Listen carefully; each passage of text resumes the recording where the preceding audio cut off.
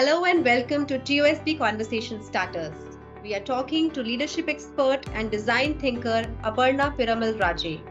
And this conversation starter explores the power of creative thinking to solve business challenges.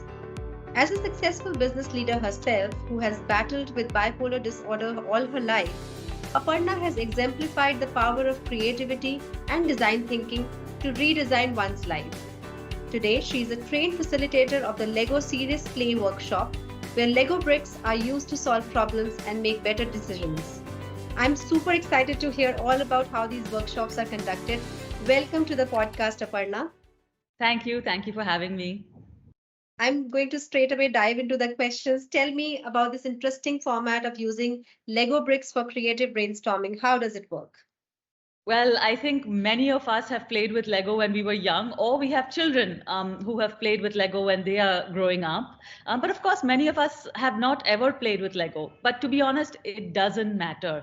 The Lego bricks are just a universal way of learning through play. And there is a fantastic way through which we tell stories through Lego, we build models through Lego, and we understand more about ourselves through this technique.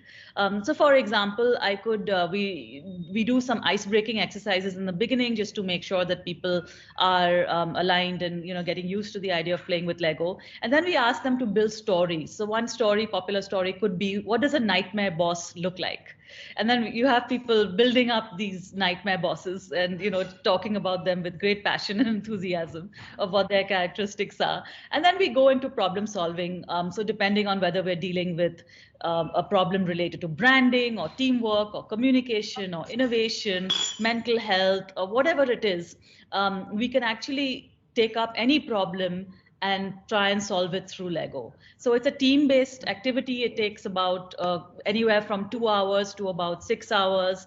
And the groups are small. The sizes are really about 10 to 15 people at most, because everybody gets a chance to be heard and to tell their stories. Sure. So how does actually the use of Lego bricks specifically help in decision making and fostering out of box thinking? Like, when we were talking earlier, you had mentioned that. So if you could just explain that also in a little detail. Yeah, so most of us are used to going into workshops where we have presentations and where we're just, using our brains a lot and using our minds a lot. And, we have to be thinking about the problem and trying to solve it. With Lego, what we're trying to do is really build the problem and use this mind and hand connection very strongly. So what emerges from them is really a lot of insight, because it's just coming very naturally without a lot of overthinking going into it. And the other thing with Lego is that, unlike something like, let's say, drawing, everybody is easy. It's easy enough for everyone to play with it. Okay, you and I may or may not be equally good at drawing or coloring or some other form of activity in these kind of workshops. But something like Lego, everybody can play with. There's no right or wrong. You can just do whatever comes to your mind. But really, what is emerging from these workshops typically is insight, and that insight allows you to go into a place where you can make better decisions because you've got clarity. You've got clarity about the problem that you're trying to solve. So that is what makes Lego Serious Play so powerful. So, from what I hear, then do you think the elements of fun and play are intrinsic to fostering creativity? Well, I think creativity is about taking risks, about being experimental, being innovative. And I think fun and play allow people to take those risks and to just kind of let their hair down a bit, to be more open and authentic, and not to just necessarily come from a problem only out of just trying to overthink the problem, trying to impress the person next door. But people are so absorbed in what they're doing that they're just focused on their own model, and they're quite happy to play Lego for a few hours and come up with some insights. So yeah. Yeah, so I'm sure you've been part of many such workshops where people have done this design thinking using Legos. So is there some memorable experience, some fun experience that you would like to share with our listeners? I have several. I remember one doing a workshop on communication and, what were the barriers to communication in an organization. And when we started phrasing the question on what were the barriers, all the participants in the workshop really started depicting models that were external, saying, oh, so-and-so has a problem, oh, so-and-so behaves in a certain way, or so-and-so, has this issue.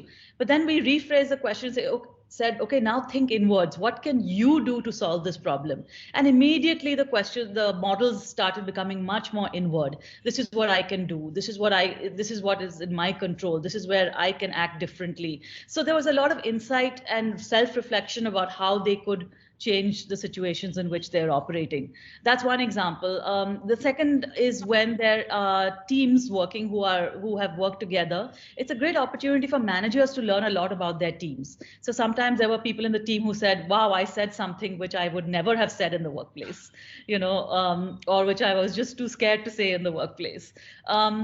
So the managers also came up to me and said, "Oh, well, we've learned a lot about our teams. We've heard people who never spoke before. They're also getting a chance to speak and they're speaking up. We're hearing different perspectives. And now I need to think of myself as a manager, how I'm managing my team." So, just that insights and self-reflection. And let's not forget, this is only happening in a matter of 2 or 3 hours.